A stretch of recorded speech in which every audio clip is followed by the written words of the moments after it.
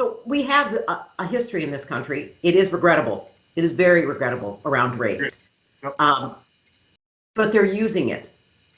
They have figured out that they can use this because most people are good-hearted. And so they can manipulate people's emotions. They can make people feel bad about themselves. But it is entirely cynical. They do not care one bit about Black people. In fact, Karl Marx you can go back and look through some of his writings. He was a racist. Yep.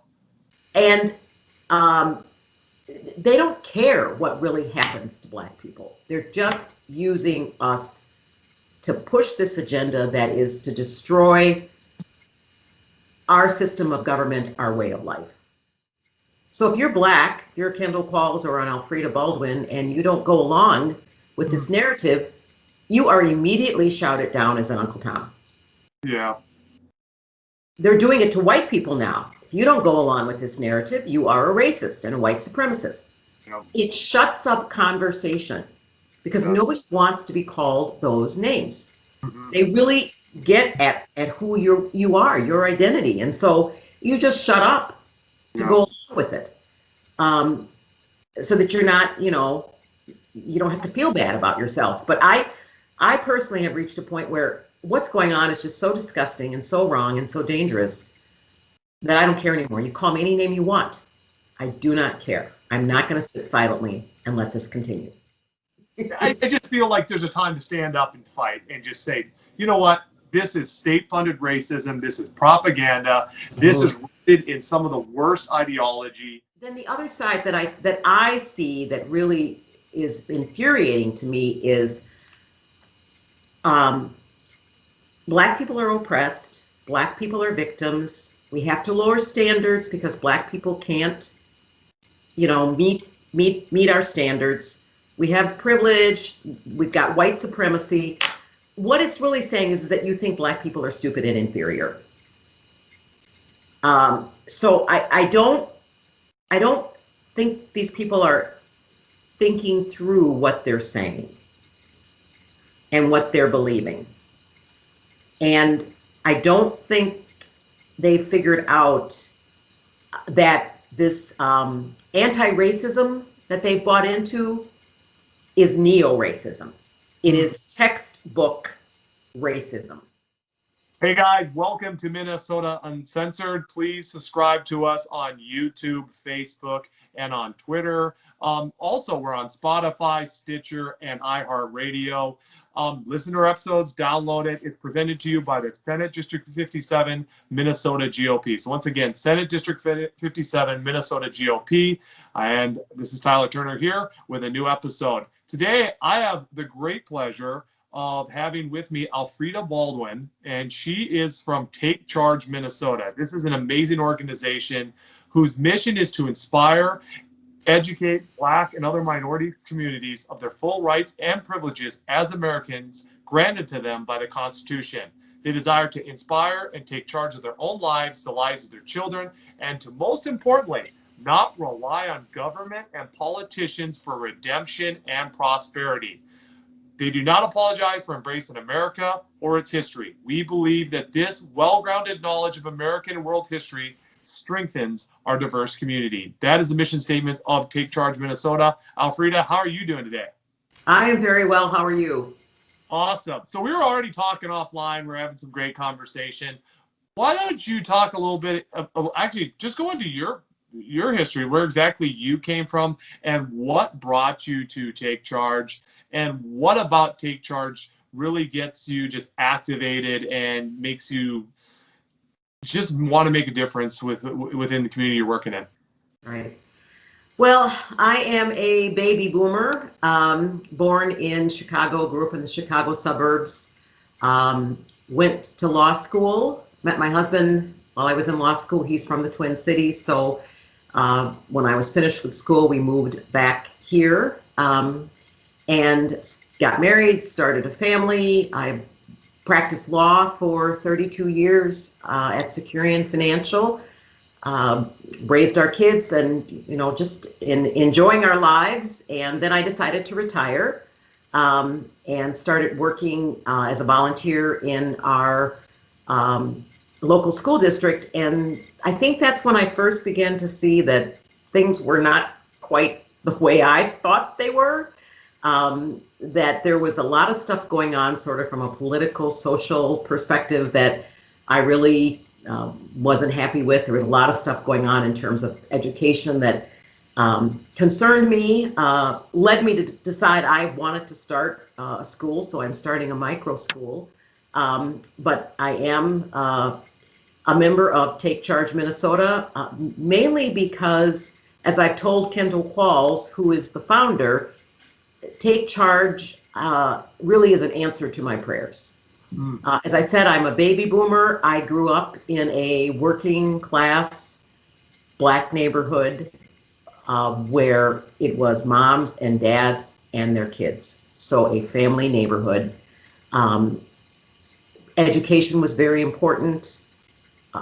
Respecting authority was very important.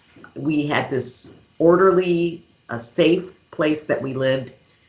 That's the culture I grew up in, and realized that that culture had been hijacked, and that what was being promoted as Black culture is unhealthy and not at all what I'd grown up with, not what we need if we're going to thrive in this country.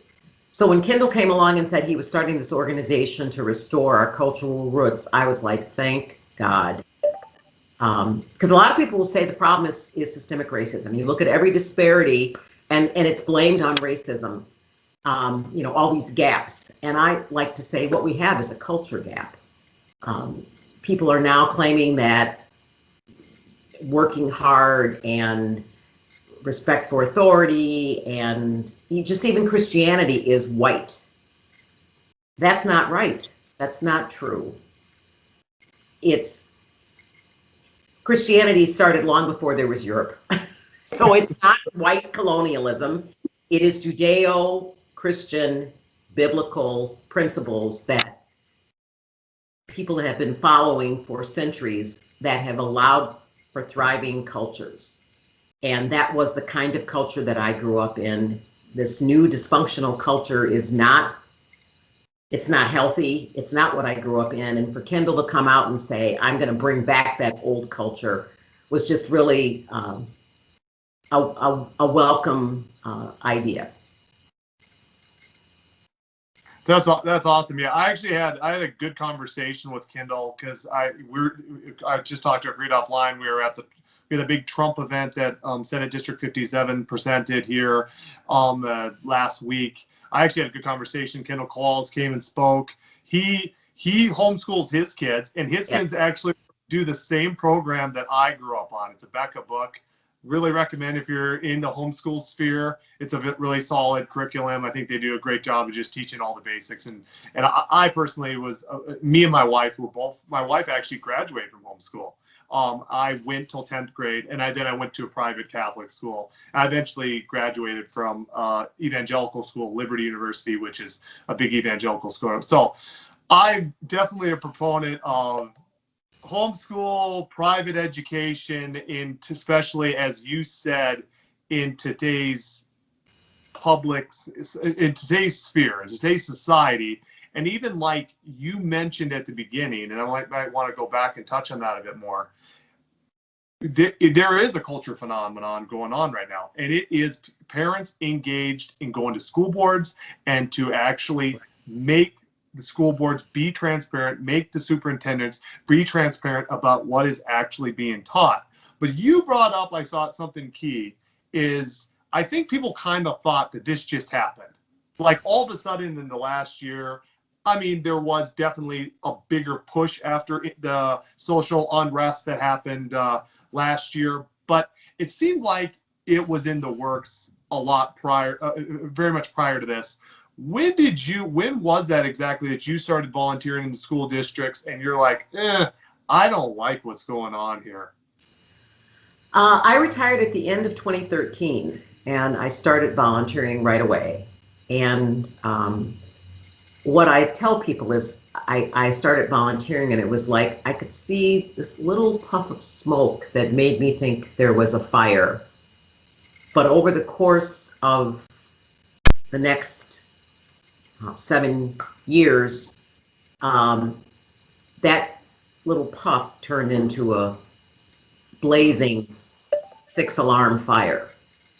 And what I have learned in kind of researching about education and how we got to where we are with public education, how we've gotten in where we are in terms of things like critical race theory, this really goes back 100 years with John Dewey, who I think some people consider to be the father of progressive education.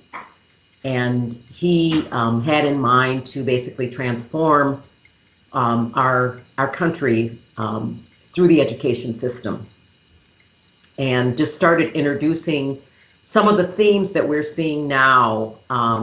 He talked about trying to increase democracy, but really that wasn't his goal. It was more of, let's have socialism.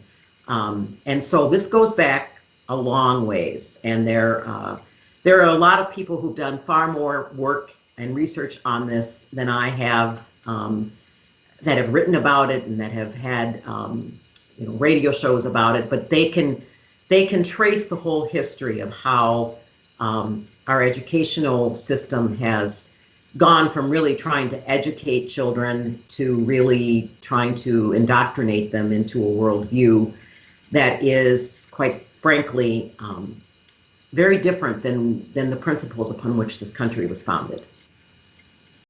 Yeah, I very much agree. I mean, some good materials if you want to read on where kind of it started. I think a great book is Vonnie Bachman's Fault Lines. Yes, absolutely. He does a great in-depth kind of, goes back to kind of its origin. Right.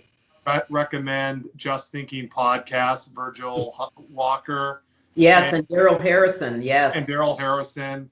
I would also recommend John McWhorter and Glenn Loury do some very in-depth studies. So there's a lot. And by the way, not that it matters, those are all Black intellectuals. So I think they do some very good in-depth study of where critical theory came from and its origin. And honestly, Andrew Klavan, who's another conservative pundit, he did a podcast the other day. He said what we're seeing now was 70 years in the making. Absolutely. And it's kind of scary to think about that, but it's like 70 years our system has been deconstructed, it's been dismantled in a sense, and it's like what was almost kind of this off reach of society all of a sudden became very much a very essential part of a society that people act. It's pathological. I mean, I go to, like I said to you offline, I go to these school board meetings, I go to city council meetings, and sometimes I think I'm listening to arguments out of Karl Marx's Book of Lies, and I'm like, how did it get there? How did America get there where people actually believe this stuff to the point where they're getting mad, where I'm having people that are probably raised right next to me calling everything racist and white supremacist and whiteness. And I'm like, when did our society get to this point? Right. And it seems deeper and more nefarious. Well, so I have a friend who for months now has been telling us that we needed to read this book. I believe it's written by a man named, or was written by a man named Manning Johnson. I believe the title is Color, Common Sense, and Communism. Manning Johnson has been dead many, many years now, but he wrote this book in 1958. He was very high up in the Communist Party in America, and he was a Black man. And he bought into their whole narrative until he realized that they were really using Black people to advance an agenda to transform our country from a, democratic republic capitalist society into a communist state. And so he lays out all these different tactics they used to basically bamboozle Black leaders, Black churches to go along with them. And then the tactics they use to shut up people who disagreed with them.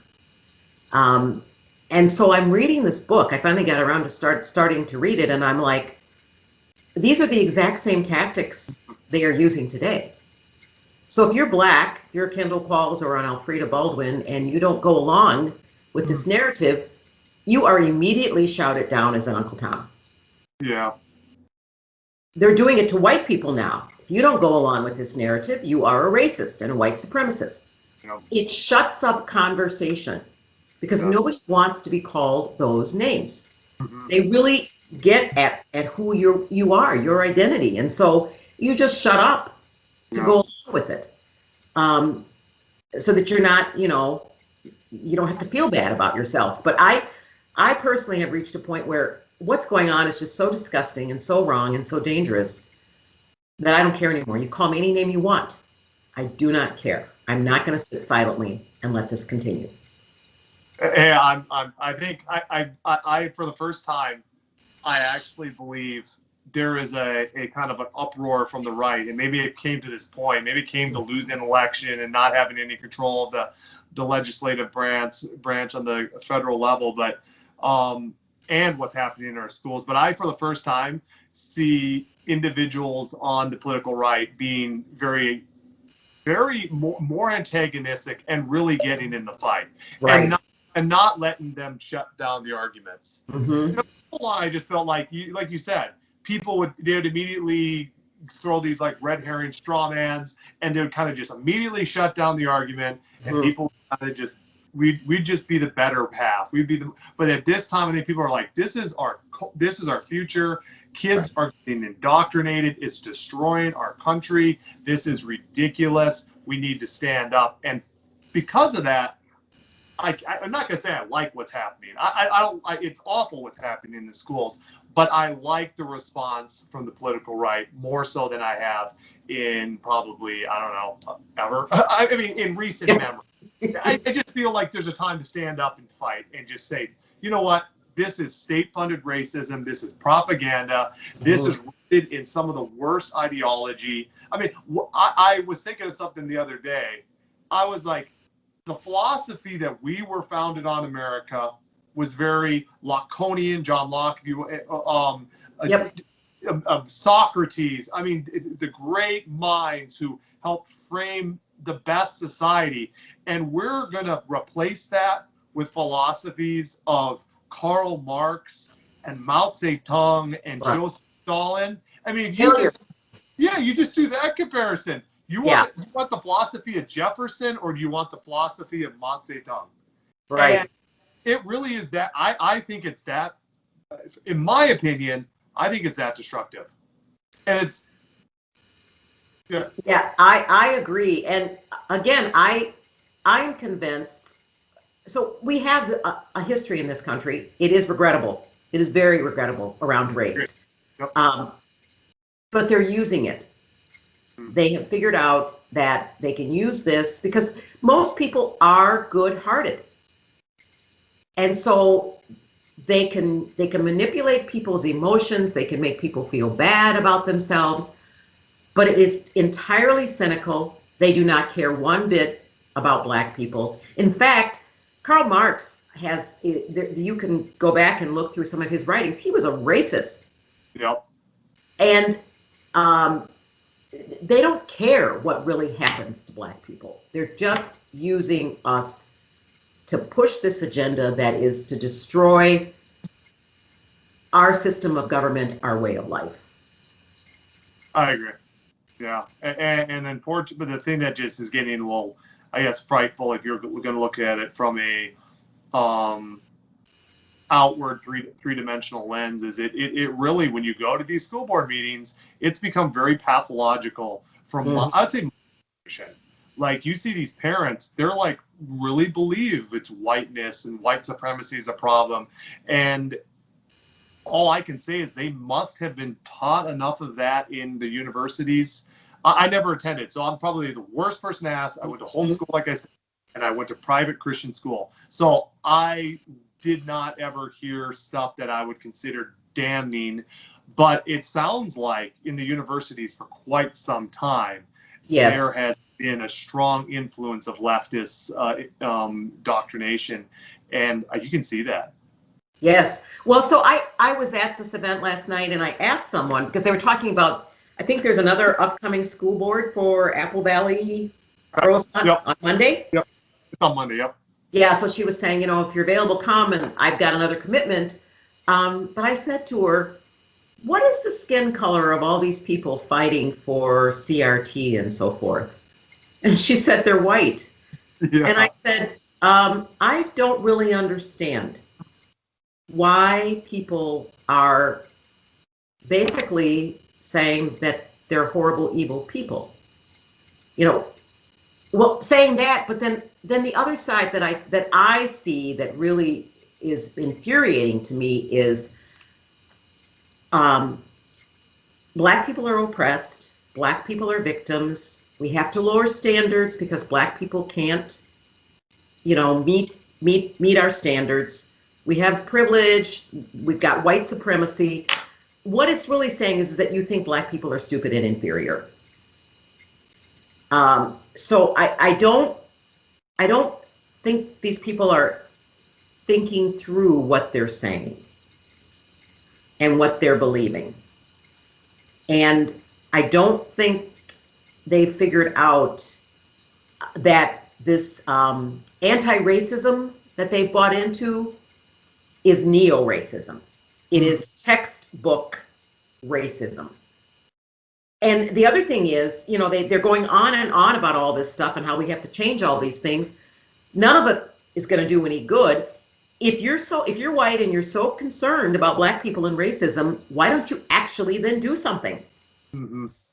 Why don't you go into one of these distressed neighborhoods and volunteer, or heck, move your family into that neighborhood?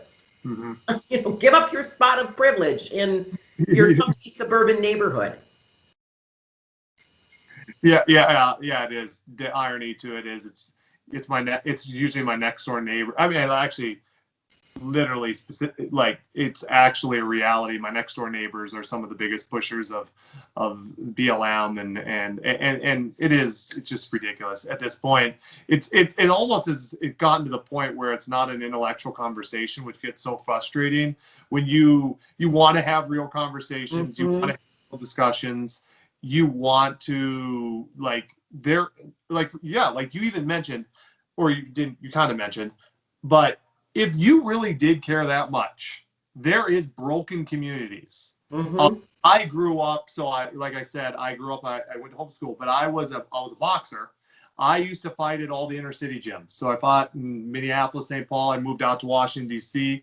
And those communities that they're in was like eye-opening for me, someone coming from the suburbs. They're broken communities. There's kids that their fathers were incarcerated, and and it was sad to see that. And I know what happened to some of them. A lot of the kids that I grew up with, they're in prison today, and those communities are broken. And I agree with you, to go in there and to help influence the community. I have done some I've gone there myself and helped out with teach kids some boxing and stuff, but I could do more. And I think that should be really, if we're really caring about people, I think that should be the reaction. And actually, that kind of leads into my next point. Tell me about your organization. Tell me about really what you want to accomplish, both as an organization and you specifically, because we talked about it a little offline. I thought you had some good ideas about what moving forward, how you can impact those communities in going in a positive direction. Well, I think we've identified the main issue is this out-of-wedlock birth rate, which went from something like 25% in the mid-'60s to 80% today. That is a recipe for disaster. Every study that they've ever done shows that fatherlessness is a problem. It creates poverty, it affects educational outcomes, you name it. So one of our initiatives is to get our young people to understand that they need to get married, they need to not have children out of wedlock, we need the nuclear family restored. Now, if you think about Black Lives Matter, one of their platform planks is to get rid of the nuclear family. Correct. So that puts us at odds with them almost immediately. So what Kendall is doing is trying to recruit cohorts of both moms and grandmothers and also men to try to go back into the community to preach this message of we got to have families again. We've got to change the way we are dealing with each other in terms of relationships. Another part of his platform is around school choice. The test data coming out of Minneapolis and St. Paul and these inner city schools it's really appalling. There is an achievement gap. We think it's caused because of family structure, but it's very clear that there's an unacceptable gap between Black and white students. So what we've seen is that kids who go to faith-based schools, tuition-based schools, perform at the same level as white children around the country. And so we'd like all children to be able to get out of these failing public schools and get into a good school of their choice. And so there's some interest in trying to promote school choice, which I can tell you, as long as we have our current governor, is never going to happen. As we've discovered recently, it's just a non-starter with him. So I personally think that's where churches need to step up their game and try to do more to create, just these maybe even tiny schools where kids can be taken out of the public school system and put into a school that's actually going to teach them something. And then the other thing that Kendall has talked about doing is, the rhetoric now is white people are all evil, they hate us, they're not, they don't want to help us. And the reality is that obviously that's not the case. I mean, there are some people who are racist, but that is not the broad picture. Mm-hmm. And he's encountered all kinds of people who for years have quietly supported these private schools that help Black students, Black and other minority students. The people who are white who are involved in all kinds of things that are intended to try to better the lives of their fellow man, people who just happen to have more melanin in their skin than they do. Mm-hmm. And so he wants to showcase those people as well, so that we can stop demonizing people and claiming that everybody's a horrible white racist. Oh, awesome. So you'd say you'd break down is to just get into the families, help build relationships, help to promote the family unit, right, and also to help kind of unify some gaps between possible racial relations that happen because of the rhetoric and the divisiveness in our culture. And then the number 3 is to actually develop a game plan for school choice, right, possibly the micro homeschooling ideas, either through individuals or through churches. And it is a GOP podcast, and you did say one thing that I think is very key. You mentioned the governor being kind of and just a little background on the governor. The governor was a teacher. That's right. What his background's a teacher. What did you say again about him that was kind of a non-starter? I just want to kind of get nail that one down. Well, if we have a time, let me just give a little quick background. In this current session, there was legislation proposed that would establish education savings accounts. It would take about $8,000 of state money and give it to families to use for whatever educational purpose they saw fit. So it could be used, for example, for tuition. Right. There would still be a big chunk of money that would stay with the school district. So it wasn't like we're taking away all funding, just taking, I guess, the state's portion. I'm not well versed into how that formula works, but it was just a part of the money. The funds would go to the family. So that legislation was in play this session, and some of us got involved in trying to really put some pressure on the governor and the legislature to pass that legislation, including we had a rally in front of his mansion. There were a couple of press conferences. And we learned last week that he was just absolutely adamant there was no way he was going to sign a bill that had that language in it. Really? So there will be no education savings accounts, at least not this go round. And I personally don't believe that'll ever happen in this state until we have a GOP governor.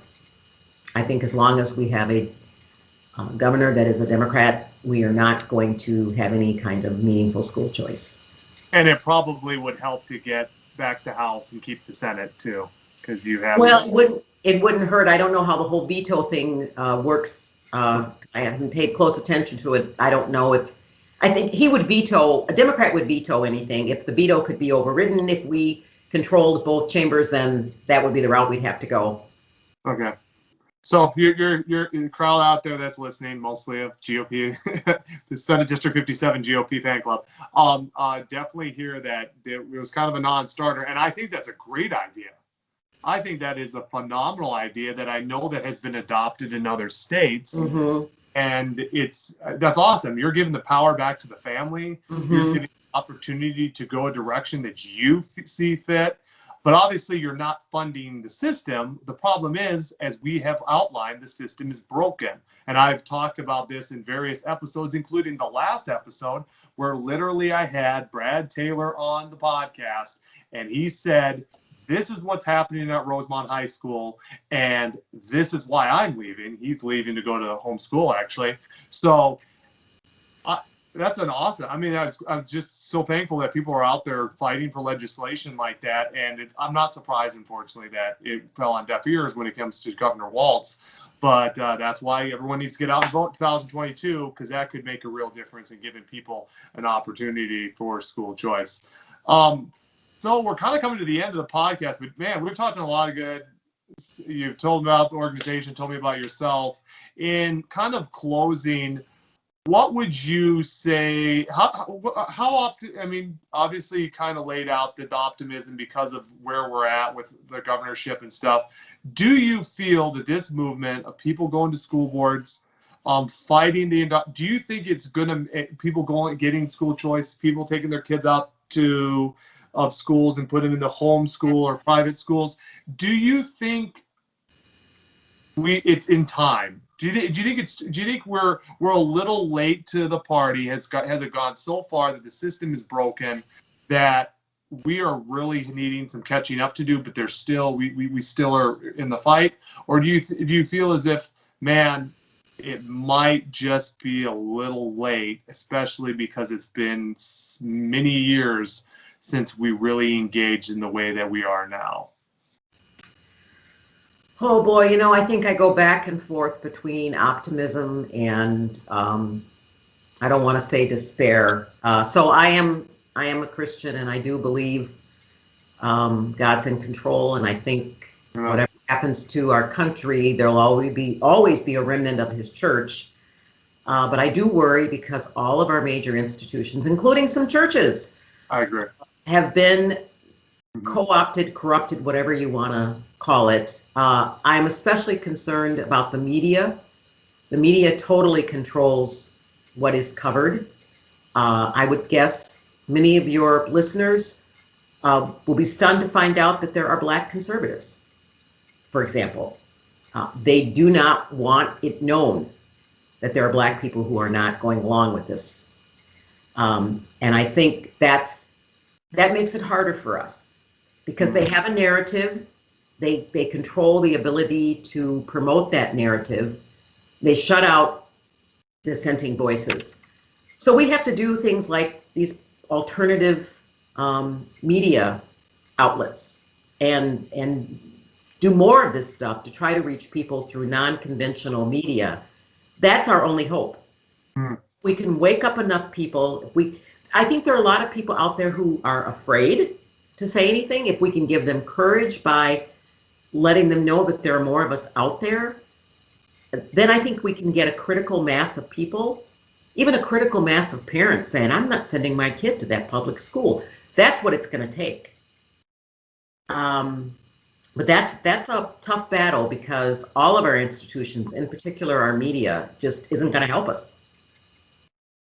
Yeah, yeah, I mean that is a tough place. I mean, I for one know that there is a lot of Black people that do not agree with it. I told you all the podcasts I listen to, Yep. a lot of theologians I follow. So maybe it's because I've several years ago, the mainstream narrative I could tell was not consistent with what was happening on the ground level, on the grassroots level. And so I kind of looked for alternatives. I don't ever know what's going on in the actual media because I don't believe anything they say. Right. And, I mean, New York Times, CNN, MSNBC. I just fail to get anything more than cultural indoctrination. So I have reached for independent sources. But I do agree. I don't know most people that maybe don't have the time. Maybe they don't care, and they probably don't realize that there is so many voices against it. And I think if we all rise up, we all stay consistent, we all come together. I'm a positive person. And I think our future is looking better than maybe you had seen. I think the Christian, I'm a Christian just like you, and I believe the Christian church, I don't agree with a lot of things that has happened within the church. I believe a lot of leaders have fallen into the culture. Right. But I do believe that Christians as a whole are still having children. I believe that people of faith and people, even just religious people that believe in a God, are the ones having children. I believe a lot of people are taking their kids out of public school to private. I know a lot of people going homeschooling more than was ever in my generation. Mm-hmm. I'm the person to homeschool, but I've known a lot more. So I think some of that, will allow us to maybe go back to the ideal of faith and freedom and really what the founding was all about. So, Right. and I'm kind of an optimist, but I do think we do need, I'd say this on here, we need to be engaged in the school boards. We need to be engaged in city councils. We need good people running for state legislator, because that's where you can make a difference and you can fight bad legislation. You can but not just fight, bring up better ideas. I agree. And I would especially echo the comments about running for school board and local offices. If we don't have conservative minds on these school boards, then we're left with these people who have totally bought in to the woke movement. And somebody had even suggested that groups of people come together and kind of run as a block to try to put as many conservative voices on school boards as possible. I know that our school board, the last election, I was watching a roundtable of all the candidates, and I thought, I'm going to have to write in my dog's name. I can't vote for a single one of these people. Wow. Because it was all a more left-leaning perspective, which I just don't agree with. I agree. And yeah, and I think this next upcoming cycle, so most people, the school board elections are this coming November, actually, because it's always on the off year. Everyone listen, you know someone, or if you feel inspired, run. Make a difference in your community. You can be a voice of change, a voice of reason. And I really think the school should be apolitical. In a perfect world, there are not, through Bill background, I spoke, and I actually spoke against a school board member, and he's very ideological. He's far left. He has it all over social media. He mocked members of the community that said there's critical race theory. And I said to him, I'm like, this is a non-ideological position. You're ideological. You should not be a school board member. But because they are, conservatives just got to run. And who cares if you're conservative? You just got to get out there, and you got to, so at least you can tilt it to be then more apolitical. So I agree. I think people, if you're listening, get out and run for the next school board election if you have the capability. Absolutely. Awesome. Well, Frida, I think my camera went out. But I just love what your organization's doing. Guys, follow Take Charge Minnesota online. Is there anywhere we can find you online? Twitter, YouTube? I'm a baby boomer. I don't use any of that stuff. I will. Can I put a plug in for my little school? Oh yeah, go ahead. So this little micro school is going to be located on the east side of St. Paul at Eastern Heights Lutheran Church. It's going to be K through 8, multi-age classroom, just like the old one-room schoolhouse, a little house on the prairie. It's 616 Ruth Street North. We are planning to open in the fall, so if anybody is interested, go to our website, which is www.laurel, that's LAUREL, C as in Charlie, S as in Sam.org. So laurelcs.org, you can look at information about what we're all about, and you can use the contact button to send us an email, and I can get back to you with more information. Awesome. Yeah, it's like contact her. And how many people do you think are going to be part of that? Do you have any idea now? Is it still pretty up in the open? Do you know? It's pretty up in the air. Like I said, we're going to cap enrollment at 20 kids this year. But with the help of God, I hope to have these take off and have them all around the Twin Cities. So this is just part of kind of taking back our culture. We have to do it through education. And if we can't get the public schools to clean up their act, we've got to have alternatives. Awesome. I love that you're doing that. So you heard her. Go check out her website. Go check out Take Charge Minnesota, getting the opportunity for parents to take back their kids' education and fight for the family, fight for freedom, and fight for the values that we believe in. Thank you. I appreciate you coming here. Once again, this episode will be on YouTube. It'll be on Facebook. It'll also be on Twitter. Check us out on Spotify. Minnesota Uncensored. This is presented by the Senate District 57 Minnesota GOP. Thank you very much and have a great day. Thank you. Bye-bye. I appreciate it.